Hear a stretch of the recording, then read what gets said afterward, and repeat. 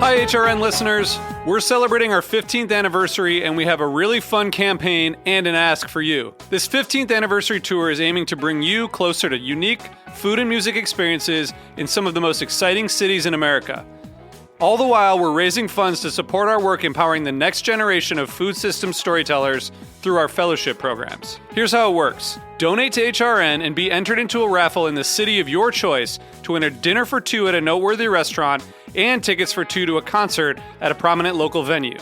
We have incredible partners in New York, Los Angeles, Philadelphia, Nashville, Las Vegas, Charleston, Asheville, and Ardmore, Pennsylvania, who have donated a meal for two and two tickets to a concert of the winner's choice. And all donations help fund our fellowship programs, where we're helping to build essential workforce readiness skills and food system storytelling skills. Check out heritageradionetwork.org/15 to donate and enter to win today. That's heritageradionetwork.org/15. Thank you. You're listening to Heritage Radio Network. HRN is food and beverage radio supported by you. Learn more at heritageradionetwork.org. This episode is brought to you by Roberta's, home of Heritage Radio Network since 2009. Learn more about Roberta's at robertaspizza.com. So you don't shun the devil with your rock and roll load. Knows that country music's gonna save your soul. The devil runs his groove in them rhythm and blues that sound. It's gonna get you sun in the air. Welcome back to the Speakeasy. I'm Sother Teague, and I'm here with my remote studio at Tales of the Cocktail 2023 in beautiful, steamy, baking hot New Orleans, Louisiana. And I'm sitting down with a couple of friends of mine, Carl DeHoffman and Reagan Dowdy from Price Imports. I always mispronounce that. It's spelled funny. Or maybe I'm just funny. And we have been drinking. It's early morning on Monday, and we're already pretty deep into it. We're a few drinks in. I'm feeling pretty good about it, too. Yeah. But as I said, we weren't really drinking. We were learning. It's educational drinking. Drinking is an education. I always say there's no better place to get an education than at a bar. But I'm usually talking about like manners and things like that. You can learn about the weather. You can learn a lot of stuff at a bar. Yeah. But we've been sitting here trying to sort of like unravel the problem that everything's about solutions, right? Right. So we've just been trying to kind of come to a solution for what's happening to us in the field, which is sad but true. It's just what it is. Can't fight what is. Chartreuse is becoming more and more difficult to purchase. That's happening for the consumer for sure, and has been for about 2 years now. And now I'm starting to feel it at my bar. Yeah. Just this past week, I was telling you guys off air, just this past week was the first time ever that I ordered a case of the yellow chartreuse and was told I could only order 3 bottles at a time. It's wild. Now, they told me I could order 3 bottles every day, but I can't order it by the case anymore. So this is getting real, right? And so the solutions have to come about because these are things that we use in a lot of drinks. We have to figure out what alternatives exist. And you guys happen to have kind of quite a lineup, right? So we've been... Well, yeah, because Price Imports specializes in, I always like to say, the bibs and bobs that the big companies don't think are worth messing around with. The historical things, the family-run things, the unusual, tangential things that excite the hell out of certain people, and other people are just, yet to be introduced to it. So that's the idea today. Well, and I think that's what drew me to the bar world, pulled me out of the kitchen and put me behind the bar, is the notion that I think that I'll never learn it all. Yeah. Right? I can absorb and absorb and absorb, and there's still a stream coming of things that I've not seen and have never seen, and that's for me, that's great. I always talk about Amaro as 2 F's, right? It's either frustrating or fascinating. And the consumer, I think, is largely frustrated. Yeah. They want to put it in a box. They want to say, this is XYZ and that is, QRS. They can't stand the fact that no Amaro is similar to another Amaro. Right? I think it's very frustrating for them. For me, it's fascinating. Yeah. And I think there's a sect of the consumer that's fascinated by it as well. But over by and large, I think that it's going to be one or the other. And I am in the class that says it's fascinating to me. So I'm excited to see new things. And some of the things we tasted today I've seen before, and some I have not. And I'm excited to see how they can play out in the bar world and make delicious drinks and educate the consumer. Yeah, yeah. I think the dearth of chartreuse is actually going to open up a lot of people's palates to a lot more bitter um, profiles. I mean, just the fact that you taste Torella next to Shinterba, next to Izara, I think shows that there are a myriad of different blenders out there that are doing their own version of not only Alpine liqueurs, but we were talking about like Nova Salis, where they're like German liqueurs that are focused literally on like digestive qualities that come along with their liqueurs. But it's a fascinating. It almost feels like there's like a new horizon now. I think with food and I think especially with these kinds of spirits, you have expressions of cultures from all over the world, Right. and sort of a cultural heritage that comes down from different peoples and different practices, and they're like little anthropological, experiences in a bottle. And I think when you're talking about frustrated or fascinating, to me, each bottle opens a new horizon of cultural and like each bottle is a little wormhole where you could, if you follow it, you discover things about people and the way they've eaten and gone about things and their agricultural heritage and it's just endless. So to me, it's endlessly fascinating. Yeah. Yeah, I think you just said a word that I use when I travel. I try and go when I'm traveling the world to the grocery store, because just walking up and down the aisles of a local grocery store in a foreign place to me is like an anthropological dig. You can really learn a lot about what people are on about if you see how they shop and how they eat. Yeah. And I think that that's obviously true. We get to travel the world from our bar stool when we have a lot of things that have been brought to us from all over the world, and these things are all over the world. And I think that a lot of the flavor notes that we tasted today are a little bit polarizing to the typical American, right? The first round of drinks we had were with sort of what we would call the yellows, I guess. A lot of anise, right? Anise and licorice, I think, are a hard sell in America, differently than they are in the rest of the world, where they will drink them, by the ounce on rocks, whereas we use them by the quarter to half ounce, and we hide them in cocktails to bring some nuance and some flavor. So let's talk about like maybe some of the marks that we tried this morning, starting with those yellows. Like what, like one of the fascinating ones. The only one of the yellows that I had was the Stubbenton, right? If I'm pronouncing that correctly. So let's talk about that one a little bit. Yeah. Stubbenton is created by Casa de Risti. It's made in the Yucatan. Really what Casa de Risti does is kind of focus on, again, bringing it back to the culinary world. A lot of the stuff that they make liqueurs out of are things that are prevalent in the things that they eat every day. So what they do essentially is go out and forage, for lack of a better word, on the peninsula. They find honey, dwarf coconuts, Seville oranges, soursop, which has become, I've never tasted something like a soursop. It's the most unique flavor profile I've come across. But the thing that we tried Stubbenton is a honey and anisette liqueur. They're letting the honey ferment.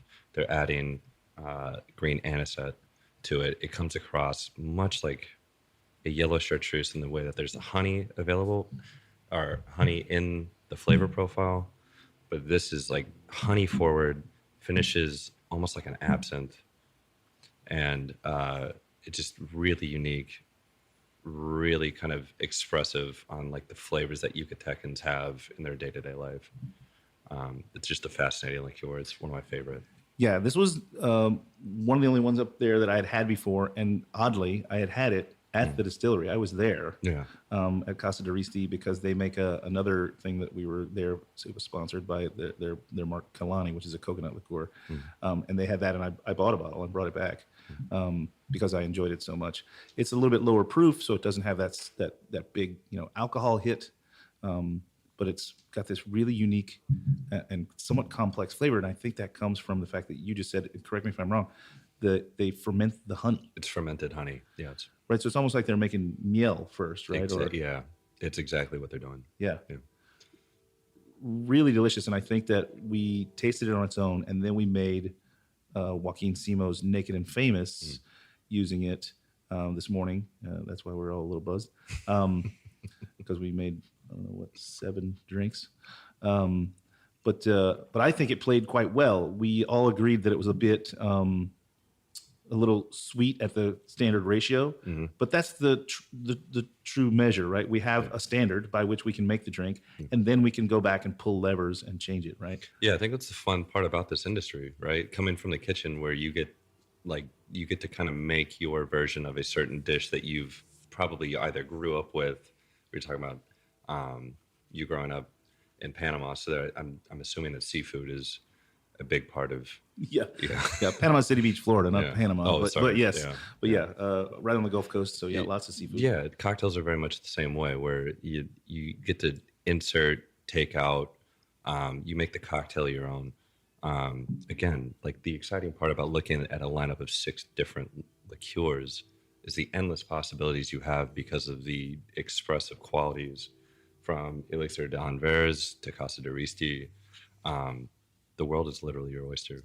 So the Stubentun was not terribly far away from when the way it played in the cocktail, and it was an easy adjustment, I would imagine, to get it to a balance that the bartender would find happy for his customer base or her customer base. Yeah, their customer base. Yeah, and again, educating yourself as a bartender is all part of the process, and you have to educate your clientele. I'll say it probably 1,000 times throughout this episode. We are the ones who taught people what chartreuse was. We, the bartenders. So now we may have to teach them other things. Which is great. That means that we're teaching ourselves something new. Teaching is learning, and that means that we're expanding our offerings to our, typically pretty excitable and excited client base.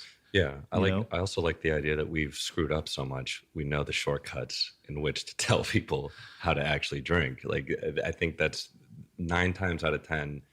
I spent so much time behind the bar making bad drinks, to the point where you look at a liqueur like that, you make one drink, you understand, for lack of you don't get the total understanding on the first drink, but by the time you make that second drink, you're like, all right, I'm going to dial this in. These people are going to understand the exceptional qualities behind what I find fascinating. So in turn of showcasing a product that you love, like you're throwing that extension of yourself into the drink, that love that goes into and that drink. Excitement, that like, I'm charged up about this, and I want to get you something delicious and get you charged up about it too. Yeah, I mean, I still dream. I'm on the sales side now, but I swear to you, I dream every day about that first drink that you push across the bar and someone goes, I love it. Can I have a second one? Yeah. You know what I mean? Like that. Can I have a second? Can you jot down the specs for me? Please. That kind of thing. Yeah. What do you call this? You know what I mean? And half the time you're like, I don't know. I just thought of this. I need to serve 13 other people. Yeah. We're at the beginning stages. We haven't got to the name yet. It's pretty fun. It's pretty fun too that a drink that features mezcal can be modified with a liqueur from across the peninsula, made from a different part of Mexico, that it all expresses kind of a different culture, because Zapotec and Mayan cultures are expressed in those areas, I think, through the heritage. So it's not exactly the same. I would hate to say, but it's certainly a lot closer than France. Well, yeah, if you think about the Naked and Famous, which is Joaquin's pretty direct riff on the last word, but kind of substituting a lot of the pieces, right? Mezcal instead of gin. Maraschino remains the same. Lime remains the same, but then Aperol wait, what am I? I'm getting off track. No maraschino. There's no maraschino, right? Right. Aperol instead of maraschino. Aperol instead of maraschino. There we go. And then in our case today, instead of the yellow or jaune chartreuse, we're using these products that you brought. But if you look at his, it's kind of like trilateral, right? It's Italian, it's French, and it's Mexican. Yeah. Well, now we've boiled this down to just Mexican and Italian. But if we could find a red bitter from Mexico, then maybe we could build a more terroir-driven Naked and Famous that's mostly or entirely about Mexican products. Yeah. Yeah. Right. So that's one way of thinking about it. Like instead of having it be such a trip around the globe, to be a little bit more localized, and then you could start building last words. Yes. Or sorry, Naked and Famouses that are, centered around one nation or one country or one culture. region or Yeah. One flavor profile.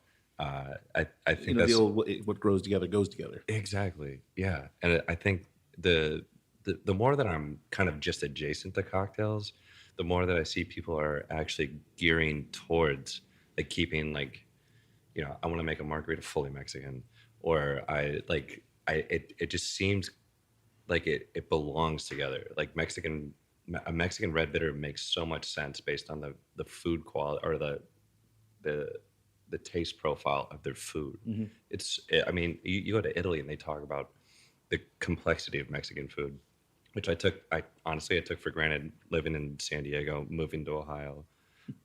Just having like a good burrito, I didn't understand how hard it is just to make a good burrito. Yeah, it's almost impossible for like for someone that's never been there, never understood the culture, and then you see you see mezcal, you see these beautiful mezcals from Oaxaca and around Mexico. It just kind of the red bitter thing belongs. Yeah, we need to the Mexican. Someone needs palate. to throw up a flare and show me a red bitter from Mexico. I'd Yeah. love to see it. Yeah. I'd be surprised if there wasn't one. There's got to be. Yeah. That's the other thing. I think that we like to think that we live in such a global economy, but when it comes to consumables, spirits and foods alike, some things just don't get out of their region. No.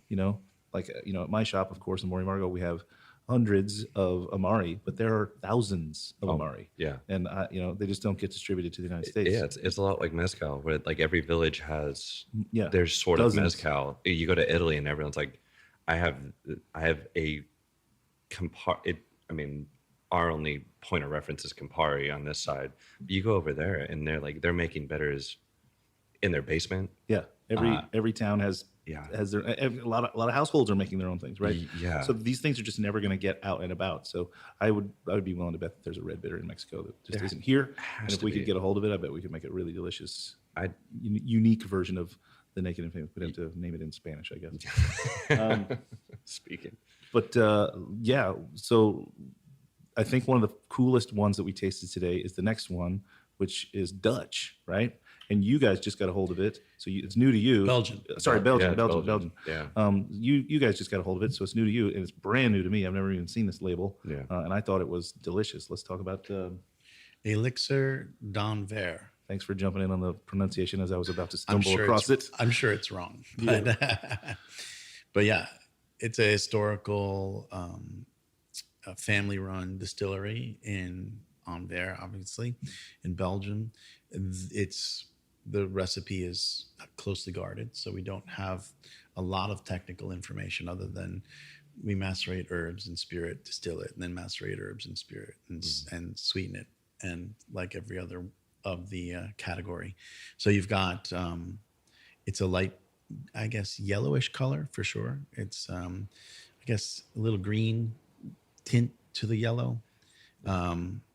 Pretty clear, high clarity, very aromatic, and it's something that it takes a left turn in like that yellow category. Like I feel like yellow chartreuse Strega would be the other one where it's like for sure. Yeah, super like in that they occupy the same territory. Whereas this is kind of leaning on like the earth spices, the cinnamons.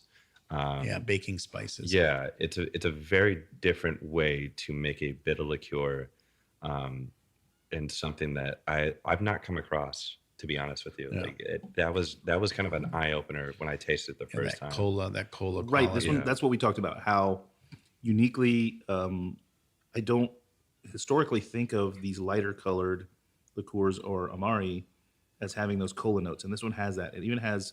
We all picked out a bit of like gingerbread, not necessarily the sort of spicy part of ginger, but the sort of like baking spicy part of Exactly. ginger. The bready part. Yeah.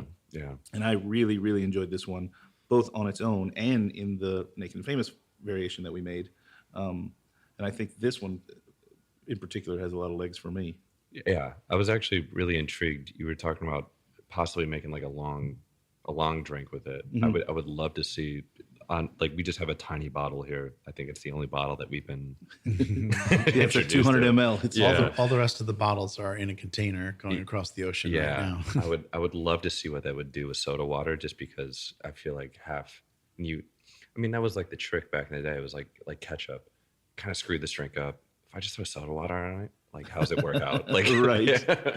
So I Just would give it a love, little length, give it some Yeah. effervescence. exactly. So I would love to see when you add water or soda water to it, how it expresses itself, because I've not played with seen it this yet. bottle even until today. Right. Well, even when you shook up the Naked and Famous for us, I mentioned afterwards that it would be probably pretty tasty if we did a regal shake, right? Which is where you put the twist of right. a citrus into your shaker, but instead of a twist, just a little knob of ginger, right? That would brighten up that ginger aspect that it kind of already has, and bring another layer of flavor to the cocktail. But again, that's us.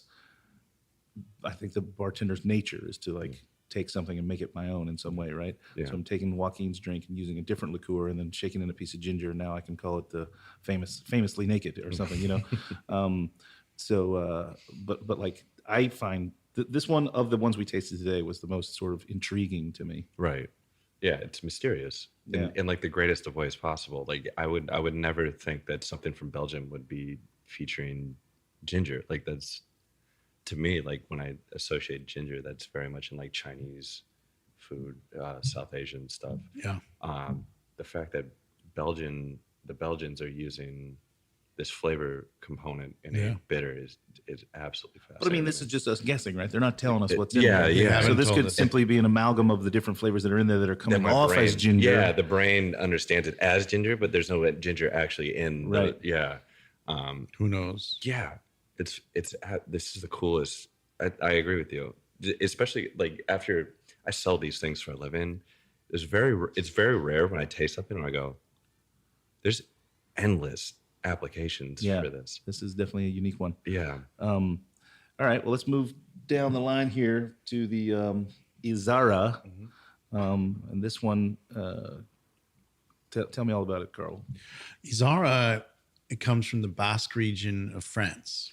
And it's a historical liqueur going back to the 1800s that was first commercially bottled in like 1905. It went on to become a 1 million bottle a year bestseller for quite a while, and then has, since gone into obscurity a little bit, and we're now importing it. It's produced in France still, and we have a little more information about this technically. We know they use around 17 plus herbs. There's multiple macerations. There's the herbal maceration. There's a secondary maceration with a different component with green walnuts and then walnut husks. And then a third maceration, which is about prunes. The herbal maceration is distilled, and then all three macerations are blended. For the yellow, they're blended with honey to finish it up. I mean, this one was equally fascinating to me because, again, it's bright. Everybody knows I'm colorblind, but it's brightly colored yellow. But it had this like forest floor, brown dried leaves quality to it that's coming from that walnut situation. And then, a latent fruitiness from prunes, which is shocking. Again, I don't think prune and yellow. I'm thinking prunes are going to be in my Unicum plum, right? Right. It's dark and rich, but so this has like some real interesting, fun, unique qualities that brought, again, another angle to the cocktail that we made, right? Yeah, and I think it's the interesting aspect I found is how it's not terribly sweet. So, in the cocktail, the flavor profile was compelling, and it left a lot of room for different avenues of sweetening, perhaps. Yeah, I think this one was the initial one that Carl and I tasted along with Henry. It was like, wait, there's different. You're putting prunes? Yeah. Like what? Like walnuts? I think this was an eye opener for me in this category where it's like the Basque Right, region. prunes and walnuts and honey. Give me like a cheese plate. Yeah, exactly, Exactly. exactly. And it came off tasting, there's a bitterness to it, just in the same way as yellow chartreuse. But like that was one where it's like complete, like, all right, reshift the way that like I think the world works. I think this was the one that kind of I'm glad I tasted this, and then the Don Verres behind it, where it's like, all right, like endless possibilities in this category. It's also a great example of the cultural anthropology, because Azara has some really fun stories about it. It's featured in The Sun Also Rises in a scene where the lead character is drinking at a cafe in the Basque region, and he's offered a glass, and so it has like, and it also was featured in a Celebritant cocktail competition in Paris by this actress who created the cocktail, and she was a bit of a star who created all kinds of she was, I guess, like a sex symbol of her day, and she made this cocktail that became famous using Azara. So there's a kind of there's a cool cultural angle to the artifact of this bottle. Celebrity That's endorsed without the tequila part. beyond, yeah, yeah, and I guess Frankie Marshall did a nice article about the cocktail because it featured Armagnac. She does the work with the Armagnac, Of course, yeah. So she did a whole article about it, and so I think to me that is always interesting when you can, because the only thing, the three big components of a great bar is like, the environment, the hospitality, the drinks, and then the storytelling. So like if you can have all three wrapped up in one bottle, then that's like always a plus. Well, I always tell my teams at all my bars, I don't expect you to know everything about every bottle. What I expect, though, is that you know three things about every bottle. If you know one thing about every bottle on your back bar, and especially a back bar like a Mori Margot, you know more than most people. Oh, yeah. If you know two things, you know more than almost everyone. Right. And if you know three things, you are expert level. Yes.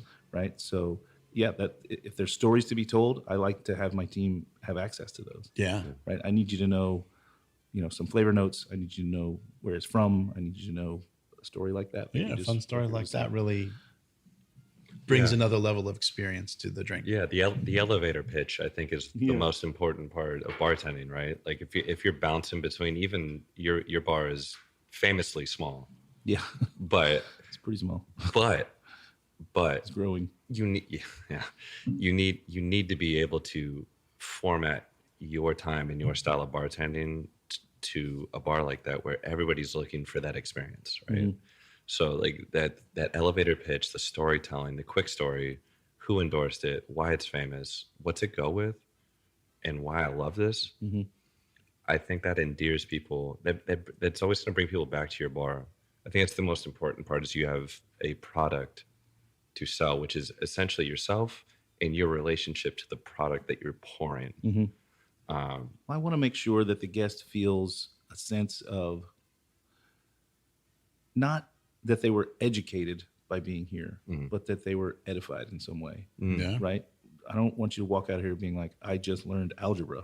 I want you to walk out of here going like, I picked up some stuff. Yeah.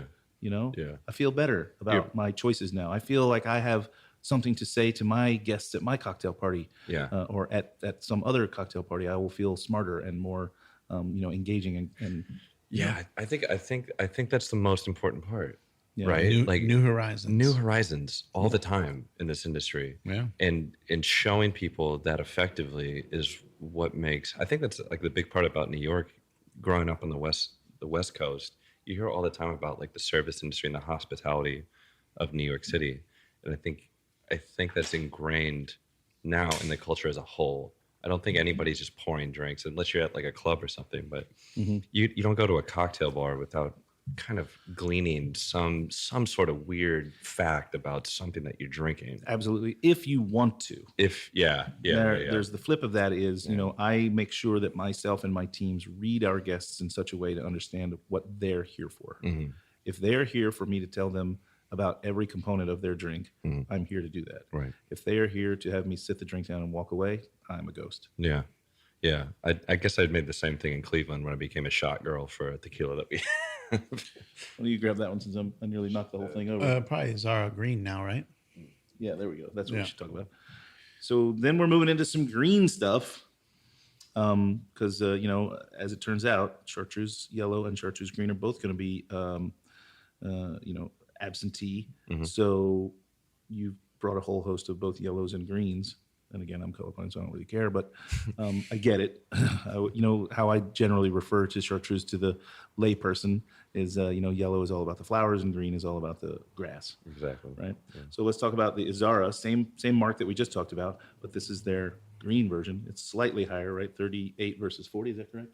No, they're both 40. They're Sorry. both 40. They're both 40.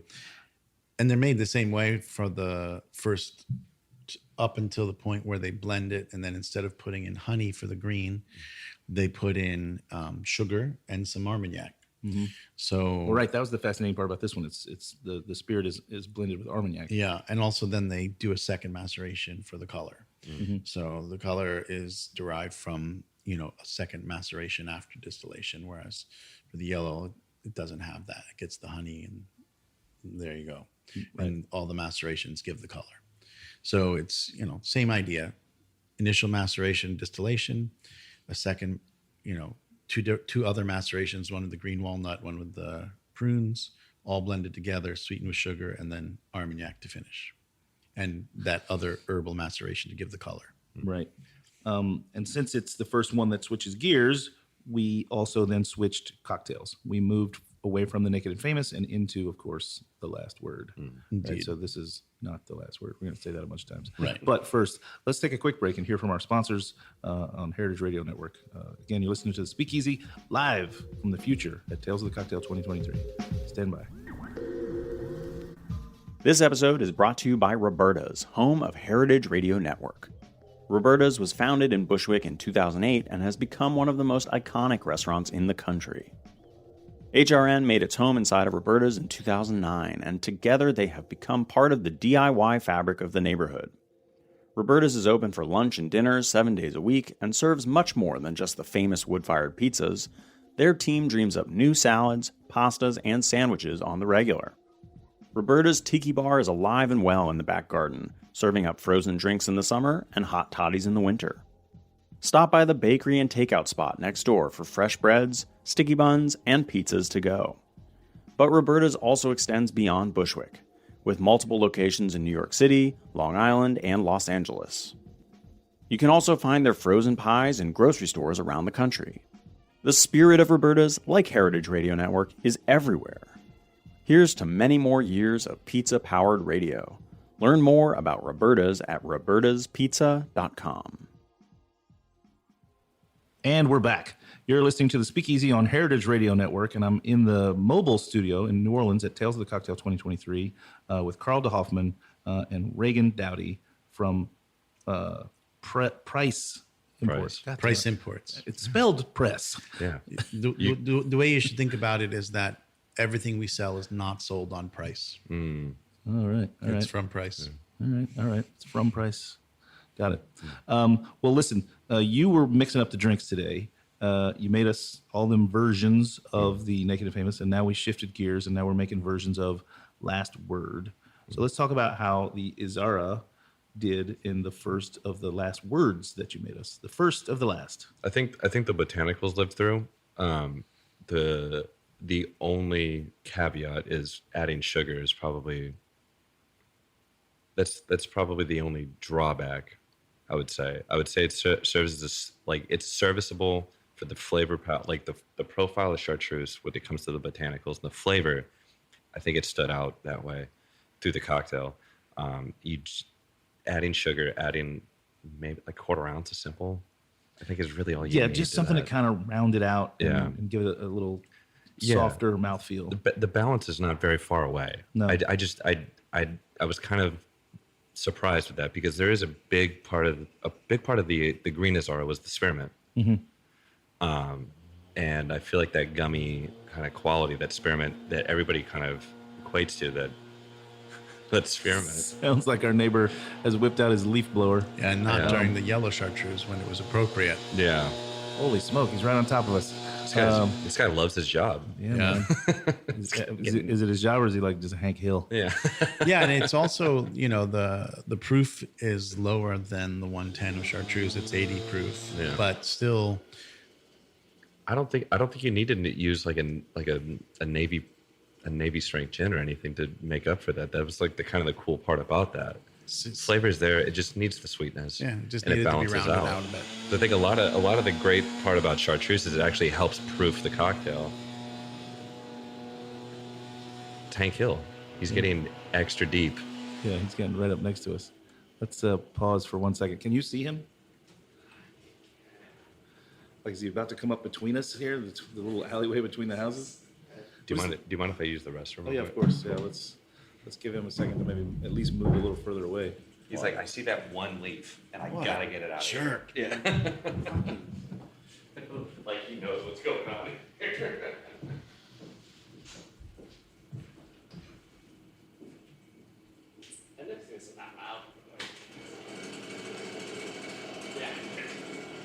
Is he right in front of us?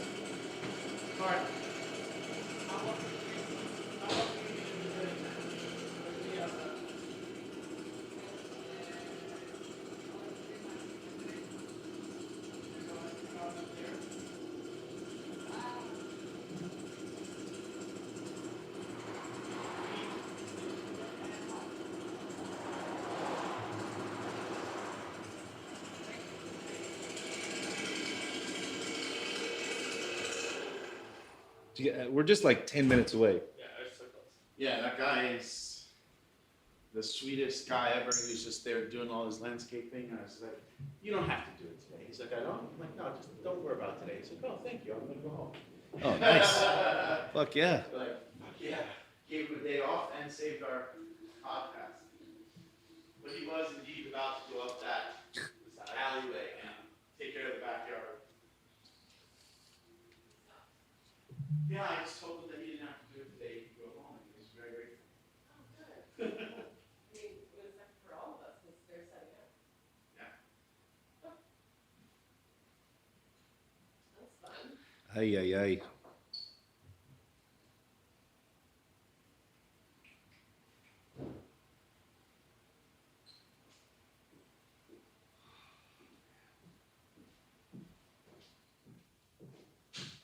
Carl told him to fuck off. Please fucking go away. There's nothing better when you do your job so well, people tell you to go home. Yeah, right. Yeah.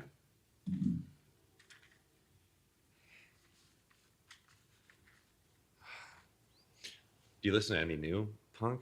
Or is it like, I'm kind of stuck in my old Yeah. ways. I listen to like yeah, MC5 and fucking Slapshot and Agent Orange and Bad Brains and stuff Bad like- Brains yeah. and fucking tons of Minor Threat and Oh, dude. Minor Threat is sweet too. Fugazi. and, Yeah. you know. Yeah. Descendants. Descendants for Yeah, sure. yeah. Kind of getting off topic a little bit, but I listened to some old Replacements. Yeah. I saw the Replacements 3 nights in a row in Chicago, and all 3 nights in the fucking crowd was George Wendt. No way. You know what that is? It's fucking Norm from Cheers. All 3 nights. I was like, what's up, Norm? I mean, Norm becomes so much more of an icon. The fact that on his off time, not only is he the drunk at the bar, he's showing up to punk shows for his favorite bands every night. 3 nights. It was a 3-night show. Dude's I was there for putting all in- 3 nights, and he was too. Putting in a shift, an absolute shift Yeah. at the venue. Yeah. The Aragon Ballroom, aka the Aragon Brawl Room. Yeah. Infamous. Infamous. Aragon is crazy. All right, let's get back to it, team. Yep. We got 10-ish minutes left on the clock for the podcast itself. Oh, okay. I'm just gonna mention something so it doesn't sound so weird. And we're back again. We took a quick break to let our guy with the what was that? Leaf blower. It was a leaf blower. Yeah, the motorized one, not even the electric one. He was, in fact, Hank Hill. He was, in fact, Hank Hill. We took a moment to offer him the day off today, and he was grateful for it. So He was. We got our studio sound back to at least somewhat normal. So we were talking about mixing up last words, and we just finished talking about the Izara. And now, do they have a different name? They both just say Izara. They say vert and yellow. Marque I think. Dupas Basque. Yeah. Well, No, they they both look- say that too. Yeah. Anyway, so a green and a yellow. So we made the Naked and Famous with the yellow, and we made the last word with the green. And then we moved on. To Torello. Enrico Toro. Yeah. Which is an Abruzzi producer of herbal macerations and of I think just extraordinarily quality. They're just Yeah. gorgeous. The idea that they go out in these rocky hillsides and basically just pull anise, fennel, again gentian is the big one. Right. This was the first one where I was like, oh, yeah, I'm getting the bitterness. Yeah. 72 different herbs go Yeah. into the maceration. Yeah.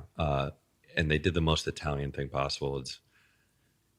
I know what you got. I'm gonna throw oregano on this. Yeah. Yeah. Well, two of the most Italian things. They it's plenty of oregano in here, and then also the bottle is wrapped in wicker. Yeah. Yeah. Yeah. We're gonna market this the way that we know how to. With red, green, and white. Exactly. Yeah, full on. I mean, this could easily be if it wasn't clear glass, this could easily be full of tomato sauce.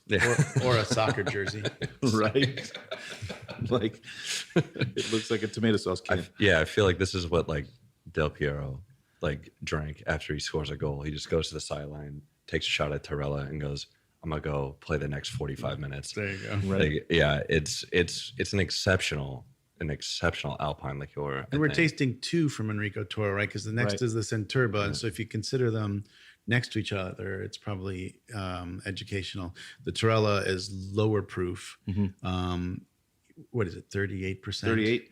And it's sweetened with honey. And the Centurba is 70%. 70%. Yes. And it has 140 proof. Straight fire water. and in order to make sure that you are aware of that proof, they do not add any sugar at all. Yeah. Right. Just herbs. It is bone dry and fiery hot and ferociously herbaceous. Yeah. But let's back up to the Torello first. So it's Enrique Toro, and the mark is called Torello 72, right? Yeah. This one, for me, was the first one where bitterness started to shine through, which, of course, I'm always looking for. My palate is always searching for bitter. Absolutely. And then, again, really stacked high with oregano as sort of definitely the aroma and the opening flavor notes.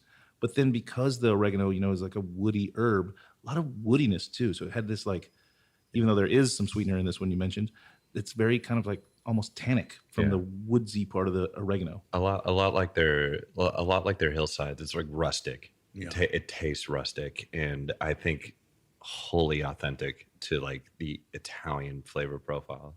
Everything that you have in Italy, there's some sort of balance there. It's robust, it's bitter, it's sweet. Torella checks all the boxes of the complexity of the Italian kind of culinary side, I think. Yeah, and speaking of culinary, I think Carl said off air, this would be like a great, pouring an ounce into a pan of, shallots and mussels and chili Yes. flakes and finishing it with a bit of this would be really, really delightful. Oh, No. God. Yeah. For sure. Yeah. One of my favorite things. So in this one, for me, you made a last word for us with this one. And it had that bitterness I was looking for, but maybe not the same herbaceous qualities, but still quite herbaceous. And I think what we learned the most is that none of these didn't work. I think that we also learned that they could all use a little work, right? There's some lever pulling to be done, but we just went with the straight ratio of the classic cocktails, the modern one and the classic that we know, so that we'd have a control for our session today. Right. And I think that was exemplified. Well, we got one more to talk about, but then we have a lever pull that we did that kind of went a little bit off the track. Yeah, we got fun with it. Yeah. So the last one, also made by Enrique Toro, is Centurba, which means 100 herbs. That's what it means. So yeah, but it still says 72. Yeah, it's 72 herbs, different proofs, no sugar added. So this is like the stuff that you would think that like Italian farmers would drink on the hillside, and that's exactly what it is. Medicine. It is straight up Medicine. one of the medicinal things that you've tasted, but Yeah. something that is like, it warms your heart, it warms your body.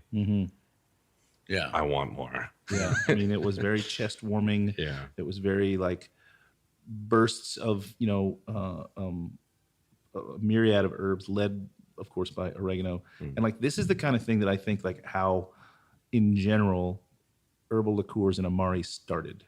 I think it's very much out of necessity at first, right? So you're saying to yourself, yeah, I'm a farmer and I've got all these things and I'm harvesting them faster than I can consume them, and they're going to go bad because winter is coming, Right. as the kids were so keen on saying a few years ago.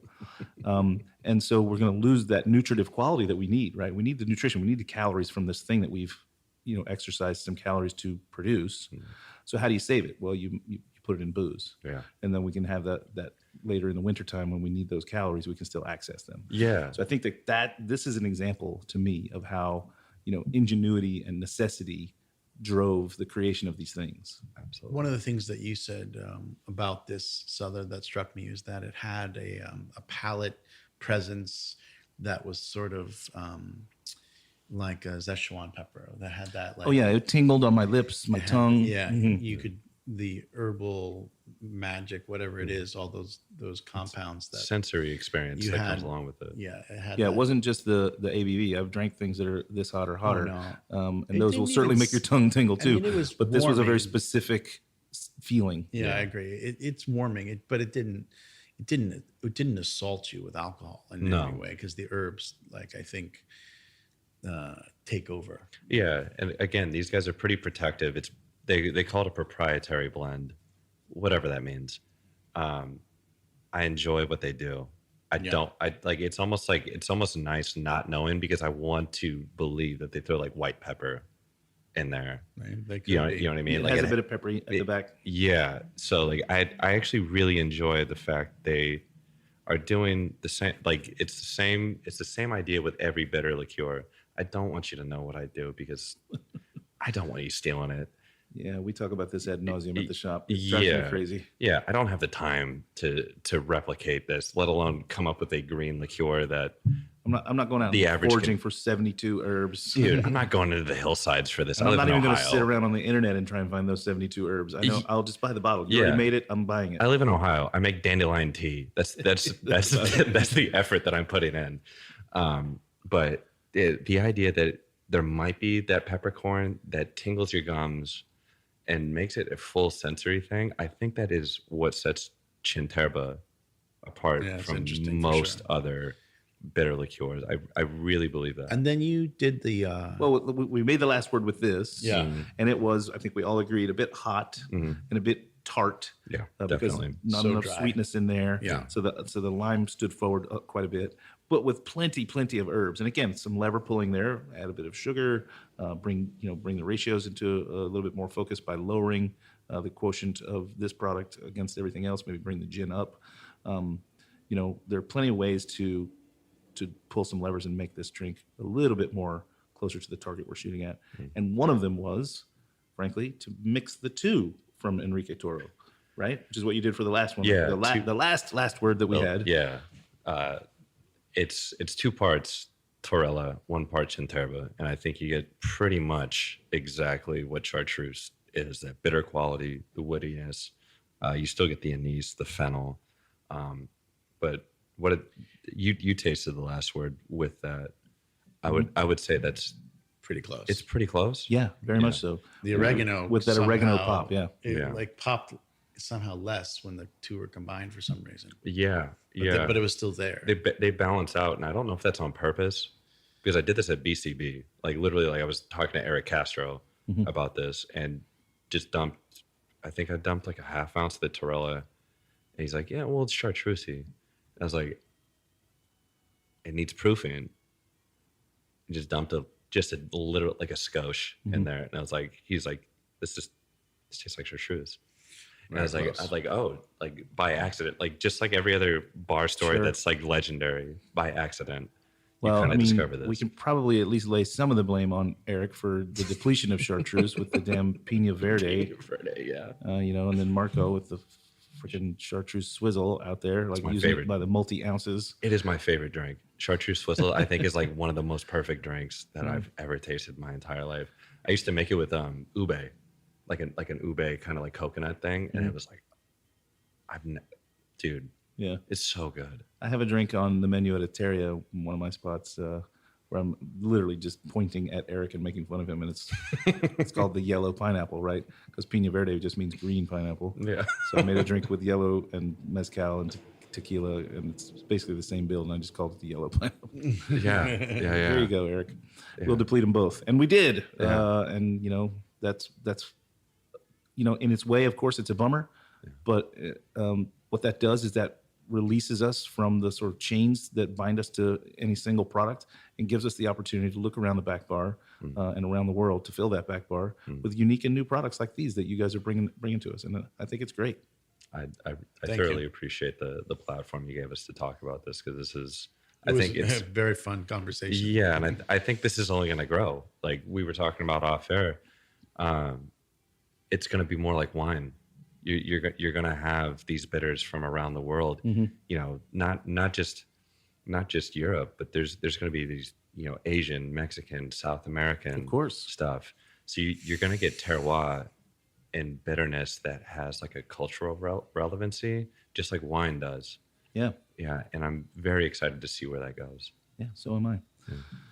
Well, guys, if anybody wanted to get a hold of you and get some tastes on their bar or what have you, how can we reach out to you the most easily? Got an Instagram account you want to pimp, or Oh yeah, you wanna give everybody your direct phone number, Carl? Yeah, just you can email me at carl@priceimports.com, which is PREISS imports.com, and Carl with a K. Yeah, That's probably the easiest way. yeah.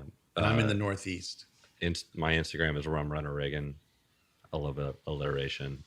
Also Reagan at priceimports.com. I'm based in the Midwest. Also, strangely, Oklahoma.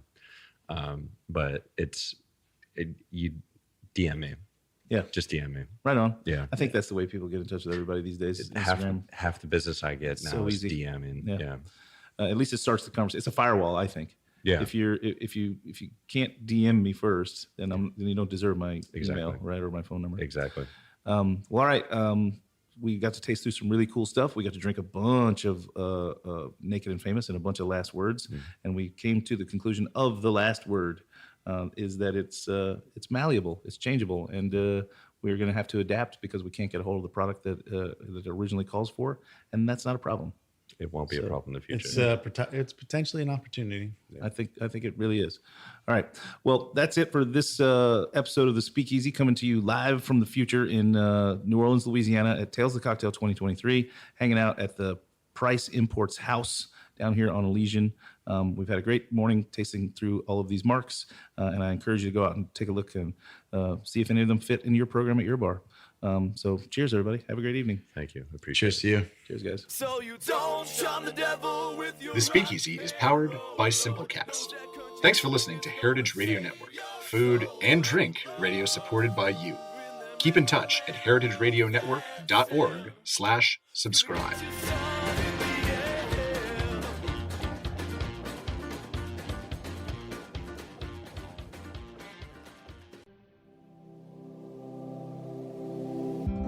Hey there, I'm Lee Ullman here with some big news from the National Young Farmers Coalition.